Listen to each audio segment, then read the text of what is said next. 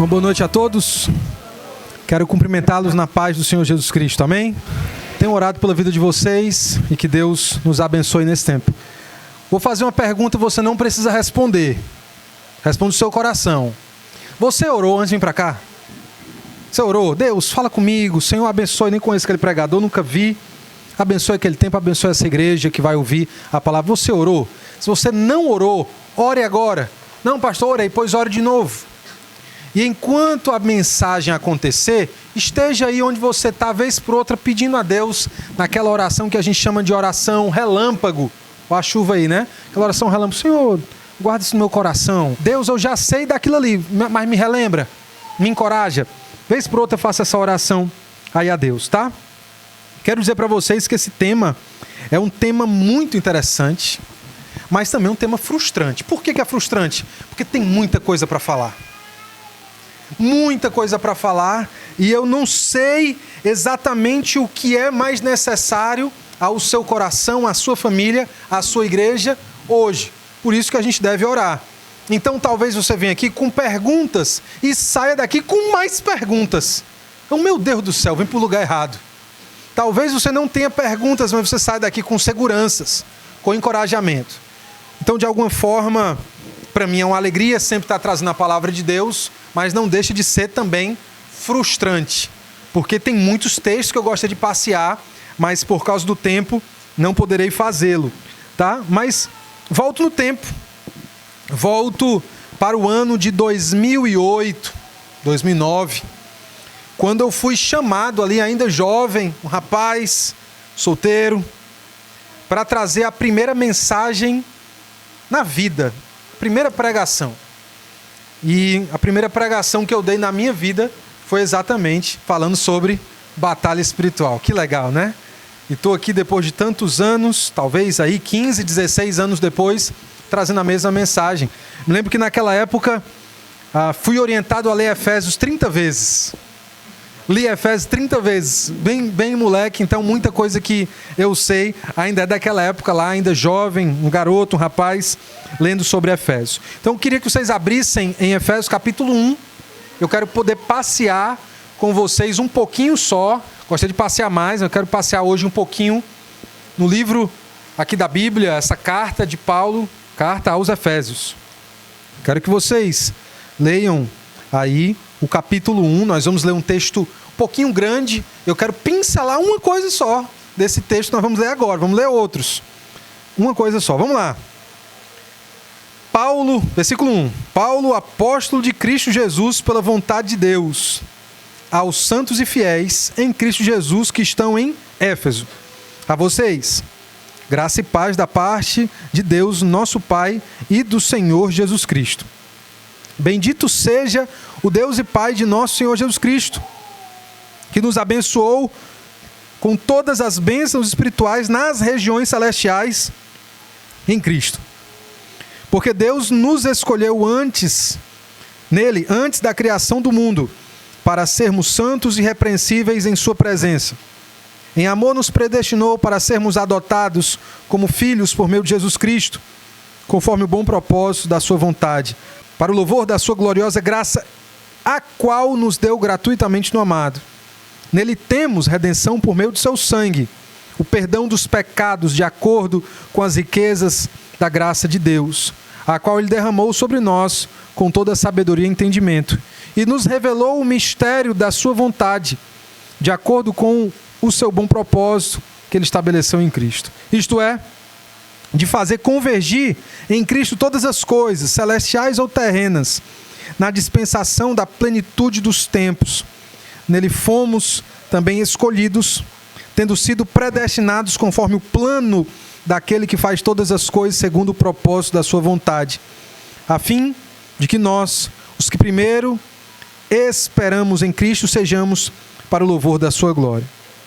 Quando vocês ouviram e creram na palavra da verdade, o evangelho que os salvou, vocês foram selados em Cristo, com o Espírito Santo da promessa, que é a garantia da nossa herança, até a redenção daqueles que pertencem a Deus para o louvor da sua glória.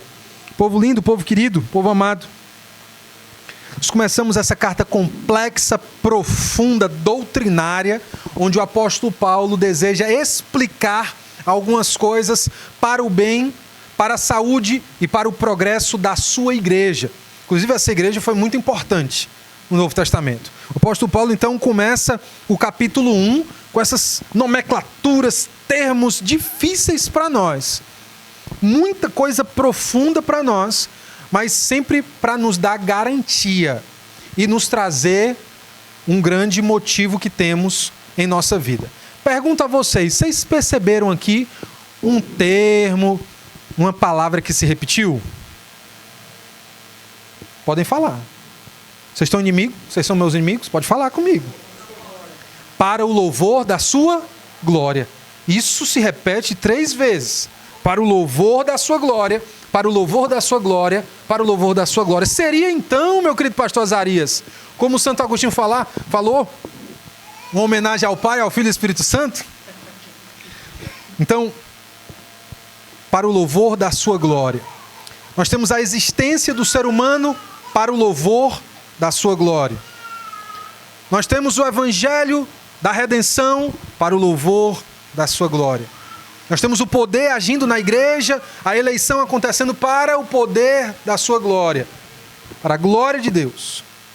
Então nós temos um grande motivo para existirmos. Qual é? A glória de Deus. Pastor Miguel, como é que eu vivo para a glória de Deus? Faça essa pergunta para você mesmo. O que é viver de uma forma que glorifique a Deus? Para mim, pastor, é tão abstrato. Vejo tantas pessoas falando sobre isso, mas como é que é isso aí? Como é que é isso? A gente dá mais glória, Deus fica grande em glória, pequeno em glória se a gente não der? É assim? Não, não é assim não, gente. Deus, Ele é um ser totalmente glorioso, Ele sempre foi, antes mesmo de tudo existir. Ele já existia. Pai, Filho e Espírito Santo. E sempre foi glorioso. Mas a natureza, a criação, nós, agora somos um modo de reconhecer a glória que Deus já tem. Então eu saio de casa, entrei no carro, botei um bocado de perfume, mas você não está sentindo o meu cheiro porque você não veio me cheirar. Onde então eu posso glorificar a Deus? Pense sobre isso. Em quais ambientes eu posso glorificar a Deus? Pense sobre isso, porque eu espero em Deus poder responder essa pergunta ao longo dessa mensagem.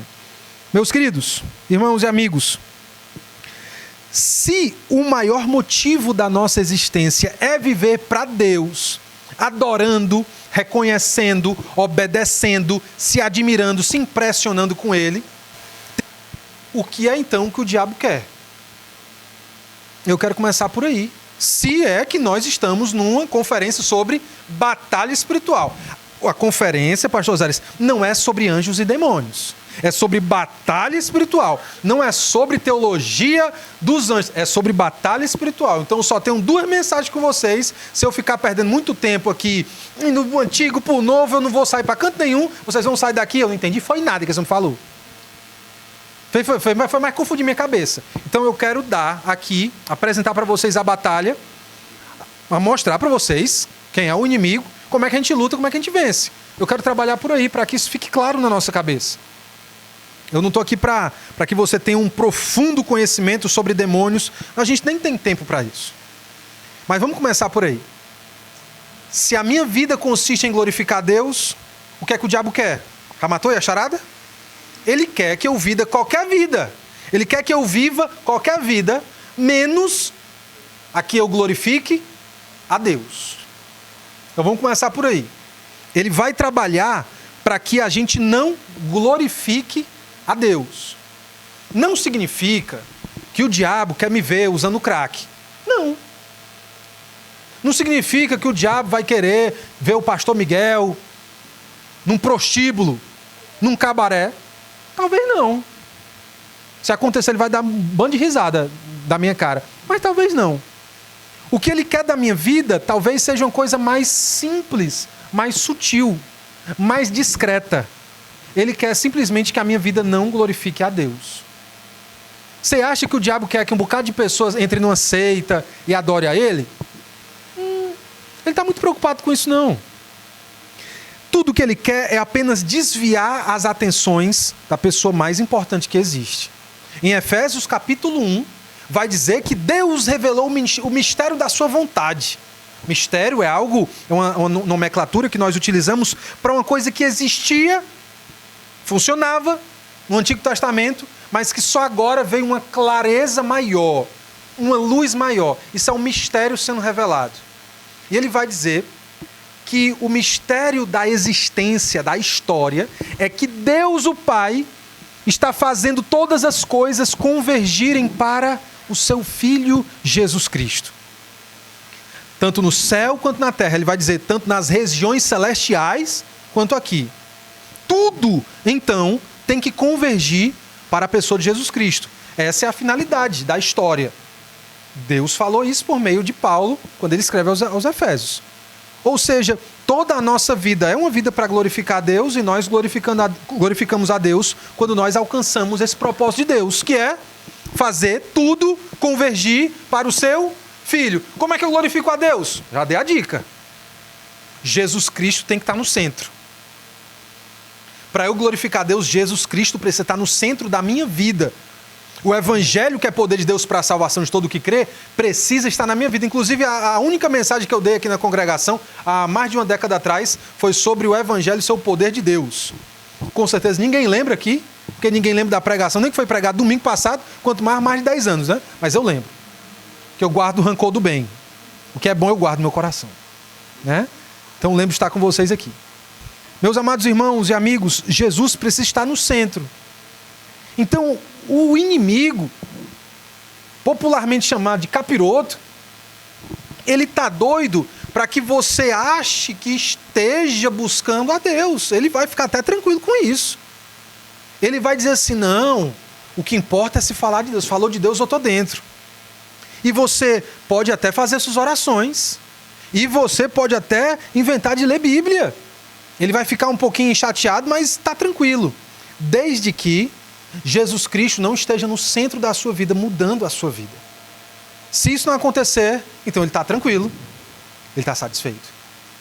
Ele não vai se levantar para perseguir, ele não vai se levantar para oprimir, porque o dele já está garantido ali. Tá certo? Só que às vezes a ação do diabo, ela ainda é mais agressiva.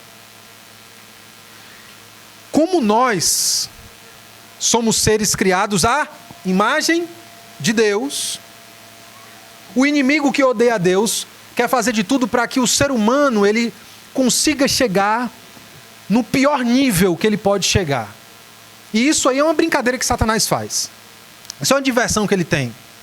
Então, quanto mais a gente, me permitam um termo aqui, quanto mais a gente se desumaniza, se é que isso é possível, tá? Mas quanto mais a gente se desumaniza, é como se ele estivesse rindo da nossa cara, tentando da sua forma debochar de Deus. Então, para que nós não glorifiquemos a Deus, ele vai fazer 3 coisas. Ele vai roubar, ele vai matar e ele vai destruir. E às vezes ele destrói. E às vezes ele rouba. E às vezes ele mata. Mas o foco dele é o quê? Que você não glorifique a Deus. Então estamos numa batalha. Eu preciso glorificar a Deus, mas o inimigo da minha alma quer que eu não glorifique a Deus.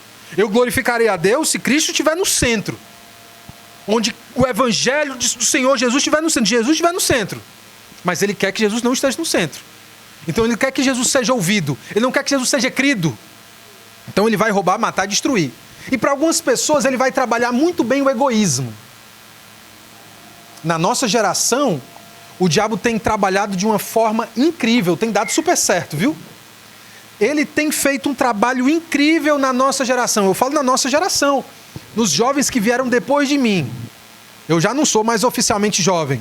Estou com 34 anos, não tenho mais 17 anos. Eu não tenho 50, mas também não tenho 17. Tá? Não tenho 17. Então, jovem mesmo, assim, não sou mais. E ele está fazendo um trabalho incrível com esses jovens. Eu vou dar 3 chances para vocês, que vocês não vão acertar. Eu não creio que vocês vão acertar, não. Bora, chuta a primeira. A primeira. A grande, tem sido devastador. Vai, manda. Errou! Não que ele não esteja. Ele está. Trabalhando a promiscuidade e a imoralidade, ele está. Mas tem uma coisa ainda pior. Tá sendo mais. Tá tendo uma eficácia incrível. Segunda, vai. Não. Tá dentro da promiscuidade. Terceira, só mais uma.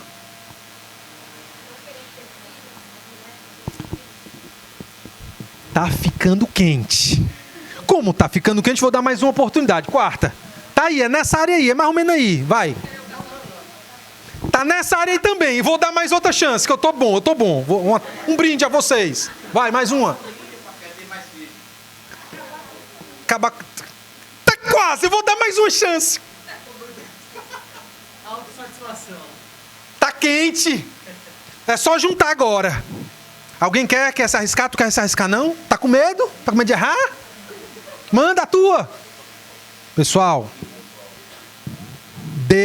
agora eu vou dar a resposta. Para quem lê Bíblia, eu vou dar a resposta. Quem está na leitura anual bíblica aí? Na leitura bíblica anual? 3 pessoas, 3. O resto não lê a Bíblia não. Misericórdia, Pai. Presta atenção. A criação de Deus, depois, lá no 6º dia. Tava tudo bom, tava não? Tava ou não tava? Ei, irmãos, pelo amor de Deus, tava ou não tava? Tava. Aí no capítulo 2, quando ele vai especificar aqui como é que foi a criação, ele diz que tinha uma coisa que não era boa. Que o homem estivesse... O que é que o diabo está querendo? Solidão. Os jovens todos estão separados. Uns dos outros. Do pai e da mãe. Não tem irmão. Ninguém mais tem irmão hoje, né? É filho único. Todo mundo é filho único. Dos irmãos. Dos amigos. Estão conectados virtualmente. Mas nunca... Não tem uma gangue. Não soltaram uma rasga-lata na vida. Não tem uma história para contar de amigo. Tem história. Ei, mas aquela madrugada que nós jogamos Free Fire, tu lembra? Aí cessa aí as conversas deles. Daqui a 10, 15 anos vão lembrar assim, ó. Ei, tu lembra do Vincenzo caçando, mano? Tu lembra? É isso aí, vai falar de dorama daqui a 15 anos. Não vai ter história de amigo porque não tem amigo. Não vai ter história de primo porque não tem primo. Tá todo mundo solitário, depressivo, ansioso, se cortando e querendo se matar. Porque não é bom a solidão. O diabo tá de parabéns. Pode bater palma pro diabo aí. Tá amarrado, pastor. Irmãos, ele quer separar. Não deixar sozinho. Deixa o povo sozinho. E ele tem feito um trabalho muito grande nisso. Aí os jovens vão estar juntos. 20 minutos eles pegam no celular, que não tem mais conversa não, irmãos. Eles não sabem mais conversar não. Acabou a conversa. Aí um diz assim, ó, aí pra mim já deu. Aí o outro, a minha bateria social já acabou. Vamos dizer. Já ouviu essa aí já? Pastor, porque minha bateria social é de iPhone. Vamos falar isso aí. Aí o pessoal separado. Não conversa. Vocês estão entendendo aí? Para alguns, Satanás vai trabalhar na solidão. Só que para outros, sabe o que é que ele faz? É como se a gente fosse um muro de uma mansão e ele quer pichar. Aí ele mete um cara no crack. Você já viu como é que é uma pessoa no crack? A boca fica assim, os dentes ficam podres, o olho fica fundo, só a canela, só o graveto, crack. Talvez vocês discordem. Eu tenho um argumento forte aqui. Tem coisa pior que crack, viu? O que é, pastor Miguel? Cachaça. Não, pastor Miguel. Vou apelar aqui para o senso comum. Você já viu usuário de crack limpando vidro no sinal? Tem, só que tem. Já viu mulher usuário de crack no sinal, trabalhando, flanelinha? Tem. Mas já viu uma mulher bêbada? Uma mulher bêbada é um objeto. Uma mulher bêbada não tem valor nenhum, não. Quem pegar, pegou. Uma mulher bêbada não faz nada, não. Uma mulher usuária de crack ainda trabalha. Uma mulher bêbada é objeto. Um que usa crack ainda trabalha. Um bêbado não serve para nada, não, irmãos. O cara dorme na rua, cachorro lambendo a boca, na lama. Aí o que é que Satanás faz? Ele ri. Mas às vezes para alguns Satanás vai usar a sexualidade, como a Glaude falou. Destrói famílias, os filhos entram em crise. Porque meu pai abandonou, porque meu pai com 52 anos agora é garotão, né? Agora está querendo atrasar, saiu de casa 25 vezes e voltou. E agora a última ele disse que é como Davi. Ele é Davi. O diabo ri disso. O diabo ri disso. Agora pensa na igreja. O diabo trabalha na igreja? Irmãos, o diabo trabalha na igreja? Então vamos lá. Vamos pegar uma ação demoníaca terrível. Eu estou pregando aqui, aí eu tiro uma brincadeira, o pastor Azares não gosta, aí ele pede para eu acabar, aí eu continuo, eu falo, ele joga a cadeira aqui na minha cara. Meu Deus, que baixaria, foi o diabo, foi o Satanás. É verdade.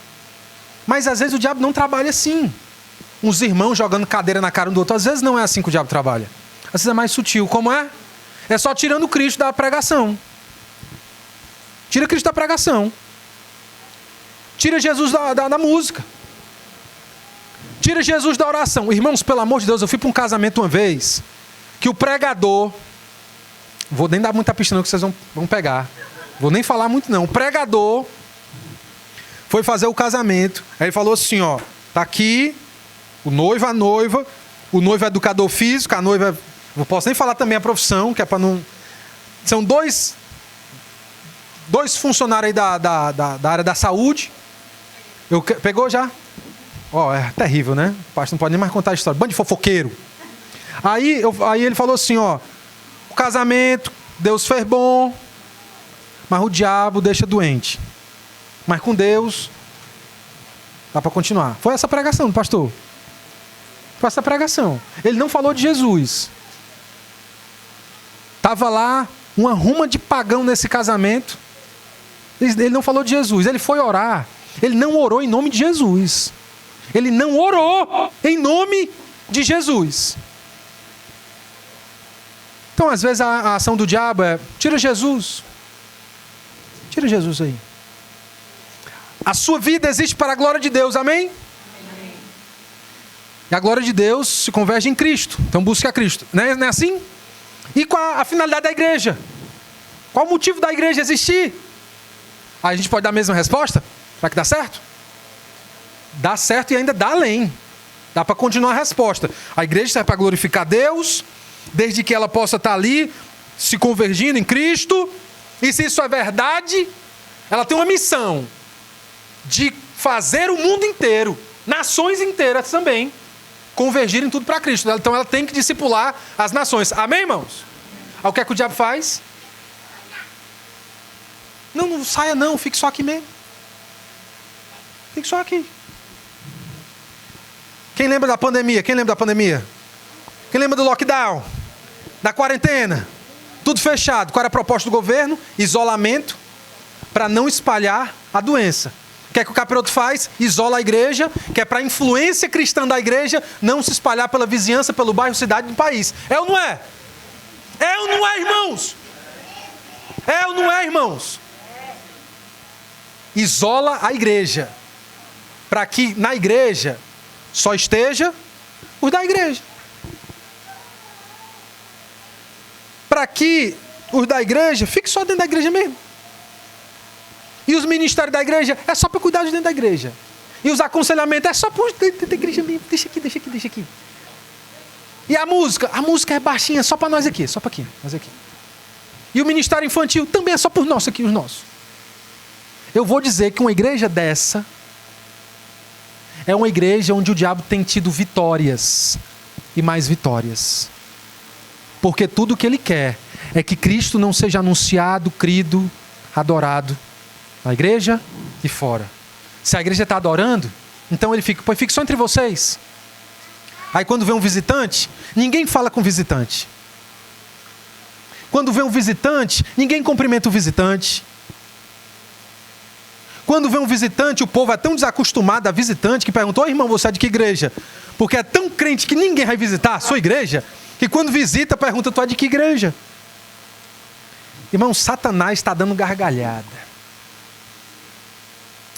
Nós então estamos numa batalha invisível, Que por muitas vezes a gente não vê possessão, não vê os irmãos dando cotovelado no outro. A violência que às vezes a gente vê na igreja é só a violência da língua, é só a violência da fofoca. E olha lá. E olha lá. E a gente acha que a igreja não está tão mal. Mas a igreja está péssima. Pastor, você está dizendo o quê? Eu estou dizendo exatamente o que eu estou dizendo. E a gente tem que tomar cuidado com relação a isso. Pastor, então como é que eu guerreio? Volte para as suas motivações. Qual deve ser a nossa motivação? Deus. A glória de Deus em Cristo Jesus. Então eu vou buscá-lo. E quando a igreja se desperta para isso, ela vai orar mais, confessando mais, ouvir mais, conversar mais entre si, louvar mais, interceder pelos outros. E daqui a pouco, nas orações, tem culto de oração aqui? Eu não estou dizendo que tem que ter culto de oração, tá? Não tem na Bíblia. Tem a expôs na quarta-feira, 7h30, culto de oração. Mas oração é coisa de crente, amém, irmãos? Amém? Amém. Amém. Obrigado. Vamos supor que no culto de oração é quarta-feira, 7h30 aqui? Acertei? Meu Deus, diga se eu não sou profeta. Aí, irmão, chega na... Eu nunca vi no culto de quarta-feira, tô cego. Se pegar, pegou. Irmão, vamos orar. Quem tem um pedido? Minha irmã que está doente. Meu irmão que está desempregado. Só tem oração de desemprego e de doença na igreja. Pelo amor de Deus. Se o pastor não direcionar as orações, vão passar a noite inteira orando por enfermo e por desempregado. No Brasil, você vai orar só por desempregado, então. Nós precisamos, irmãos, adequar as nossas orações ao desejo de Deus. Ore pelos enfermos, mas tenham a necessidade de orar para que a mensagem de Jesus Cristo chegue ao maior número de pessoas. Chegue nos corações.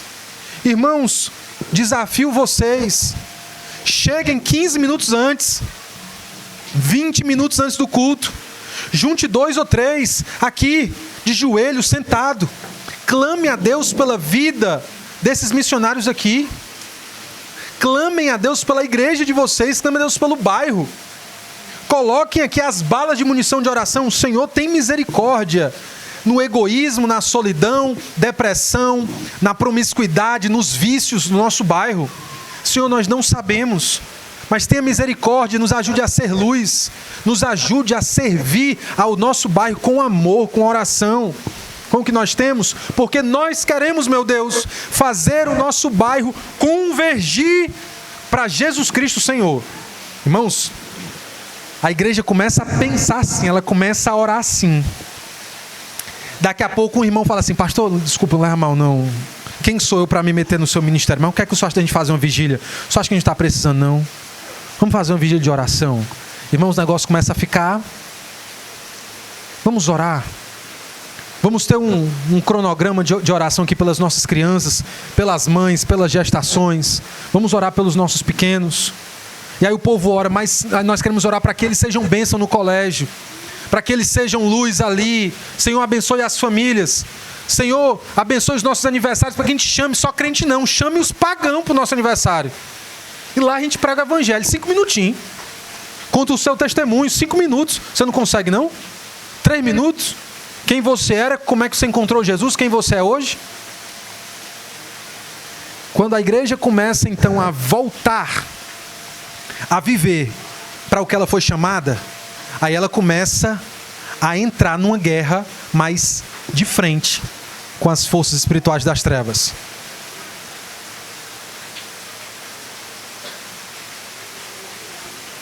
As forças espirituais das trevas não querem que a igreja tome esse impulso. Tome esse impulso. Irmãos, vocês têm uma caixa de som, tem violão, tem microfone. Vamos orar para fazer um culto campal? Vai ter café, vai ter caldo. Chama que os vizinhos têm cadeira, os irmãos têm carro. Conversa com a vizinhança, onde é que a gente pode fazer. Faz um tempo legal, um tempo bacana. Chama alguém para dar um testemunho aqui de vocês. Ali, alguém já trabalha com as crianças. Faz um culto campal para você ver. No ao vivo, no ao vivo. Pro bebo tá atrapalhando na pregação, é muito bom. Vou fazer um culto campal, o bebo... Macho, me deixa pregar, que eu não te interrompo tu beber tua cachaça não, mano. Me deixa pregar. Eu bato boca com os bebos, eles riem. A gente continua lá a pregação. É uma bênção, irmãos. Eu nunca ninguém brigou comigo não, mas eu tô lá. Quando a igreja se desperta, ela começa a entrar no nível onde o capiroto fala assim, ó, não, aí não. Não, aí não. Só que quanto mais a igreja avança, mais ela encontra dificuldade. Mas nós cantamos a nossa promessa. O inferno não pode prevalecer. O Senhor Jesus nos construiu com material onde nem as portas do inferno resistem a quem nós somos, ao que nós temos. Nós somos o povo de Deus que prega a palavra de Cristo. O inferno não tem material suficiente para barrar a gente. A facção pode matar o pastor, mandar fechar, pode fazer o que for, meu filho. A gente vai dar um jeito de se reinventar. Ah, mas teve lockdown, mas a igreja não acabou. Ah, mas vai ter guerra, a igreja não acabou. Você lembra, pastor Zares, das histórias de Martin Lloyd Jones? Pregando no meio da Segunda Guerra Mundial na Inglaterra. Ei, irmão, por que você não vai para o culto na quarta-feira? Não, é porque caiu uma bomba lá no quarteirão.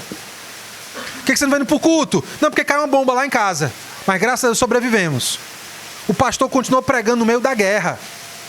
A igreja continuou no meio da guerra. Nós temos um material feito à prova de bala, de pandemia, de doença, de desânimo. Agora, sabe o que é que faz a igreja morrer? A incredulidade. A incredulidade. Nós temos uma pessoa que nós batizamos há pouco tempo lá na nossa igreja, e o marido dela desse tamanho aqui assim, irmãos. Aqueles caras de academia assim, ó. Desse tamanho aqui assim, ó. Professor de Muay Thai, o cara todo treinador, todo coach. Assim, ó. Desse tamanho aqui assim, ó. Aí chega no culto, aí eu vou pregar, eu tô pregando na pregação, ele tá assim, ó. Ele não é crente não, ele tá dormindo. Não importa quantos gritos eu dei, ele vai dormir. Aí a esposa, pastor, vou fazer o seguinte, eu vou botar ele para dormir à tarde. Como é trabalhador demais. Se eu não disser, meu filho vai dormir. Ela começou a botar o menino dela, o marido dela, né? Desse tamanho dessa parede aqui para dormir. Irmãos, o homem começou a tá aqui, ó, no culto direto aqui, ó. E eu pregando e falo assim, ó. Não prega mais o olho. Por quê? Porque está dormindo à tarde. Às vezes você vê Satanás dormindo à tarde. O pastor está pregando para quem? Para quem o pastor está pregando agora? Você acordou? Não durma não. Então, às vezes, tem medidas que a gente faz na nossa vida que a gente pode trazer uma glória para o Senhor ou não. Agora avancemos para capítulo 2. Anteriormente, todos nós também vivíamos entre eles, satisfazendo as vontades da nossa carne, seguindo os seus desejos e pensamentos. Como os outros, éramos por natureza merecedores da ira. Todavia, Deus, que é rico em misericórdia, pelo grande amor com que nos amou, deu-nos vida com Cristo, quando ainda estávamos mortos em transgressões. Pela graça vocês são salvos. Deus nos ressuscitou com Cristo e com Ele nos fez assentar nas regiões celestiais em Cristo Jesus, para mostrar, nas eras que hão de vir, a incomparável riqueza de sua graça, demonstrada em sua bondade para conosco em Cristo Jesus. E para acabar, pois vocês são salvos pela graça, por meio da fé. Isso não vem de vocês, é dom de Deus, não por obras para que ninguém se glorie, porque somos criação de Deus, realizada em Cristo Jesus, para fazer boas obras, as quais Deus preparou antes para nós as praticarmos. Meus irmãos e amados, o que é que nós temos aqui? 3 cenários básicos. 3 cenários. O primeiro cenário é um cenário devastador. É um cenário de morte espiritual. O que é a morte espiritual? Morte espiritual é quando o seu compromisso não é com Deus, mas com você mesmo. Você vive a vontade da mente, a vontade da carne e a vontade do mundo. Só que quando você faz isso, você na verdade está sendo orquestrado e guiado pelo próprio diabo. Acredita nisso? Então, quem vive para si mesmo não vive para a glória de Deus. E quando a gente não vive para a glória de Deus, nós estamos mortos. O pecado nos mata a vida para com Deus. O pecado nos mata a motivação que temos para com Deus. Então, por causa do pecado, nós não podemos glorificar Deus. Por causa do pecado, nós não podemos glorificar Deus. Então, o que é que o Senhor faz? Ele traz o seu filho, ele manda o seu filho para mudar essa situação. Então, o primeiro cenário é o terrível. Pessoas escravizadas pelo diabo. Alguém sem Jesus é uma pessoa escrava do diabo. Mas pastor, não usa droga, não é alcoólatra, não vive em cabaré, não tem adultério, mas está acorrentado pelas cadeias do diabo. Como assim, pastor? Basta você não viver para a glória de Deus. E o pecado não deixa. No final das contas, quer sejam os mais educados ou os mais imorais, todos estão no mesmo barco, inimigos de Deus. Então a gente peca, a gente faz, e o que é que a gente merece? A ira de Deus. Segundo cenário, Deus age com graça. Jesus Cristo vem com seu poder, transforma a vida, ele opera ali sinais maravilhosos. Deus opera por meio da ressurreição. E o que é que acontece? Entramos no terceiro cenário. Ele fala, então, nós somos salvos por meio da graça. É pela graça que somos salvos, mediante a fé. Ele explica isso. E ele diz que por causa da fé em Jesus Cristo, nós podemos então viver para as boas obras, pois o Senhor nos fez para elas. Então, somente por causa de Cristo, e somente quando eu creio nele todo o meu coração, é que eu posso alcançar e atingir o projeto da minha vida, que é a glória de Deus. Então, nós temos como igreja um trabalho de resgatar prisioneiros do inferno, prisioneiros do diabo. E como é que a gente faz isso? Indo até onde eles estão e pregando a mensagem libertadora. Porque uma vez que essas pessoas creem no Senhor Jesus Cristo, as correntes que prendem ela são quebradas e elas podem agora viver para a glória de Deus. Irmãos, pensem no seguinte: a nossa luta é uma luta espiritual. Verdade. Lembrem que eu falei até agora, nós vivemos para a glória de Deus, glorificamos a Deus quando convergimos tudo para Cristo, certo? O diabo não quer isso. E para isso, ele vai matar, roubar e destruir. Na verdade, tá. Pergunta para vocês, vamos lá. Paulinho, é mais fácil que você imagina, tá? A resposta bem mais fácil. Onde você pode glorificar a Deus? Diga uma coisa. Uma área. Onde você pode glorificar a Deus? Qualquer área da sua vida. Diga. Casamento. Massa. Show. Pra cá. Onde você pode glorificar a Deus? Cite uma área da sua vida. Vida profissional. Tô gostando.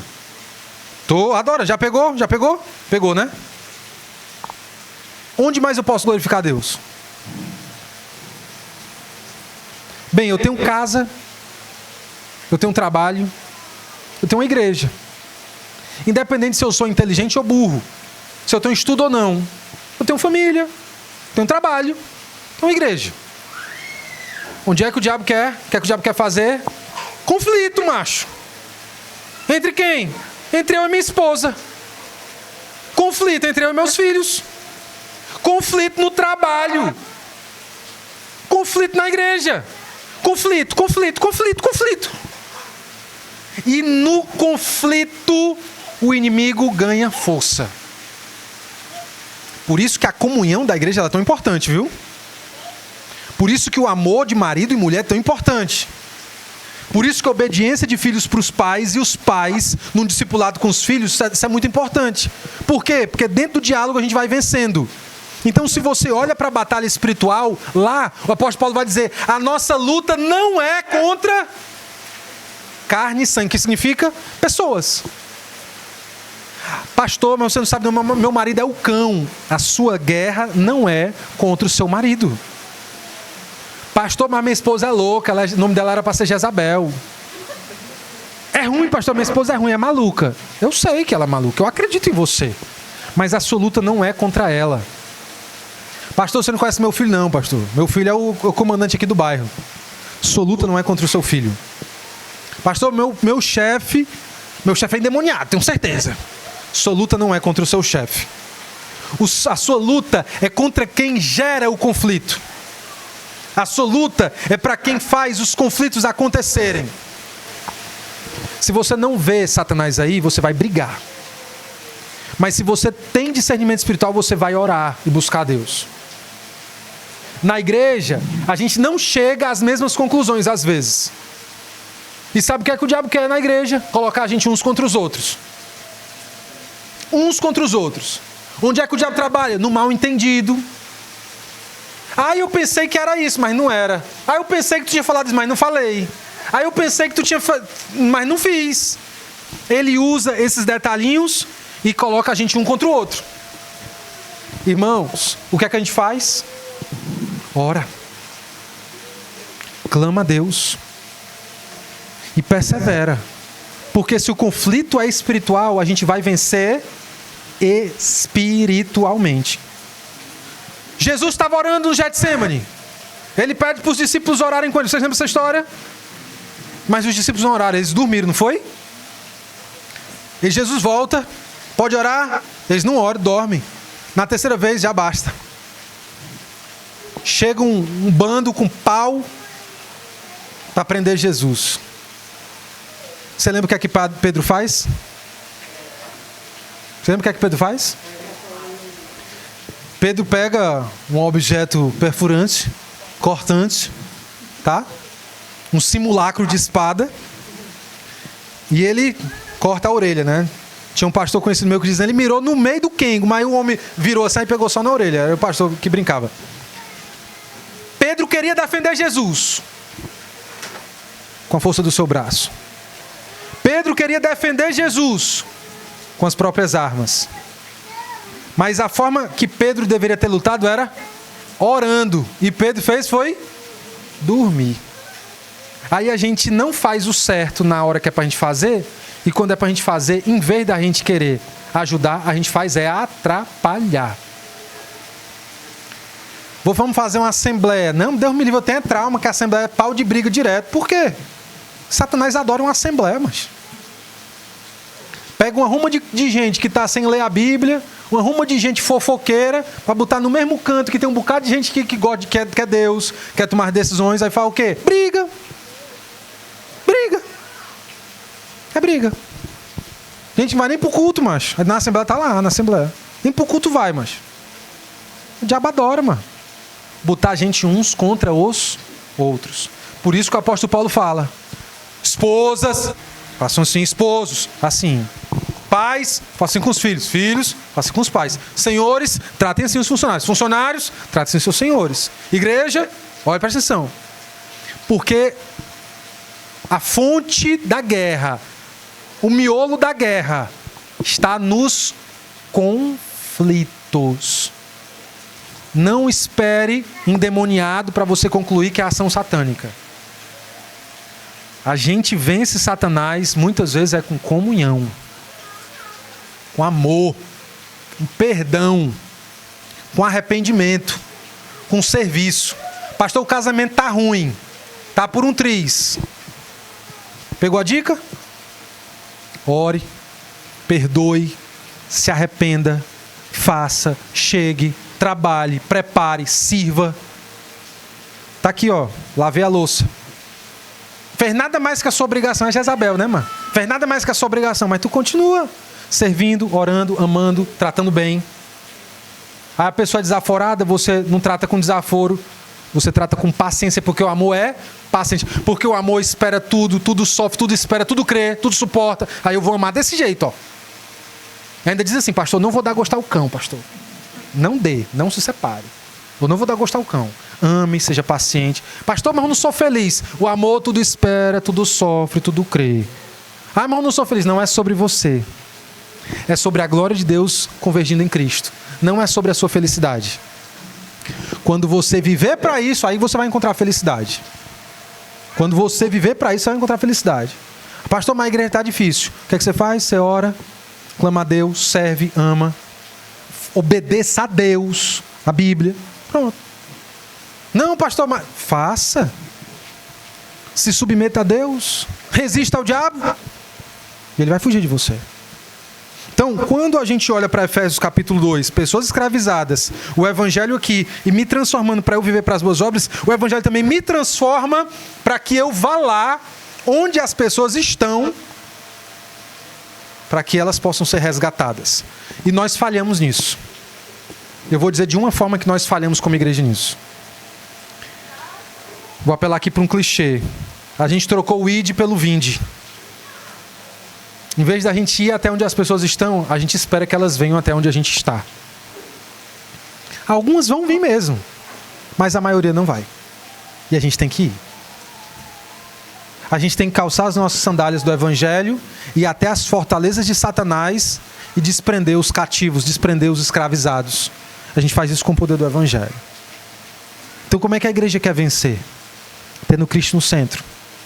Como é que a igreja vence as batalhas espirituais?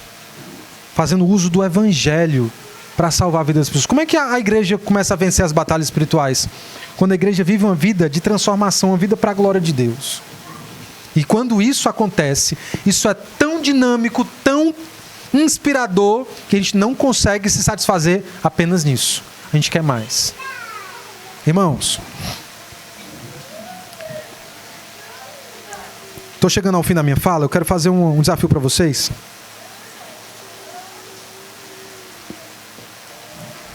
Atualmente,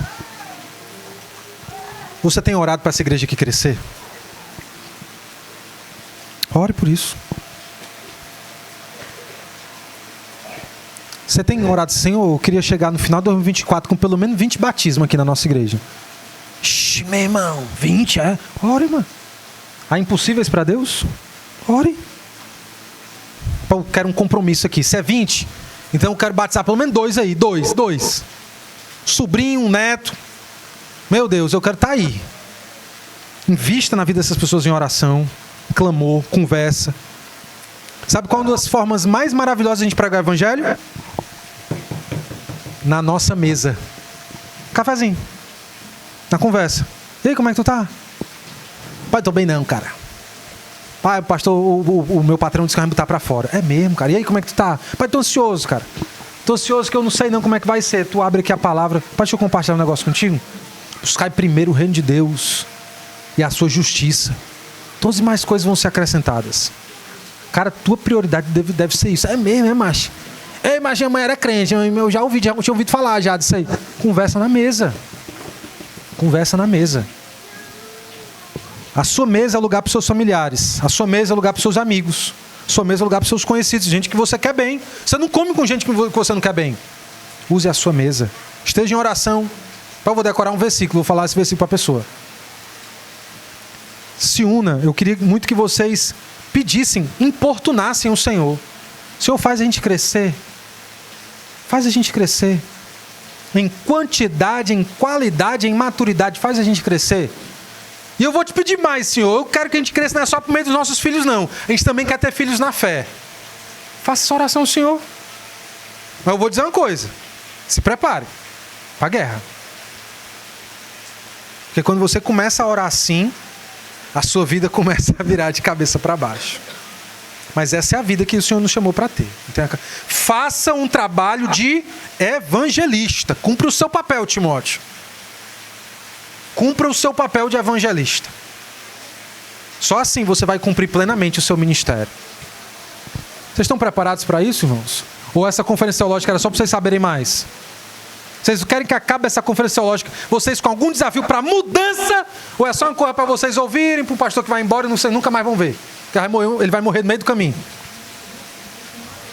E aí? Que a palavra de Deus seja eficaz na sua vida. Não resista ao Espírito Santo. Você tem que resistir ao diabo. Não é o Espírito Santo, não. Não resistam ao Espírito Santo. Se arrependam.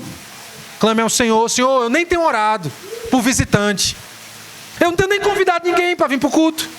Muda a minha vida, meu Deus. Mas eu também quero ir lá onde a pessoa está. Faça um bolo. Leva uma garrafa de café. Oi, mulher, vim te visitar. Fala da vida alheia. Pois senta aí, mulher, falar de Jesus. Né? Tá entendendo? Irmãos, eu tô falando isso porque a nossa igreja fez isso. Quando eu cheguei lá, tinha só uns idosozinhos assim, ó. Só para idade para ser meu pai, meus avós. E aquele povo orava, com choro, com lágrima. Senhor, lembra de nós, Senhor. A igreja vai morrer, Senhor.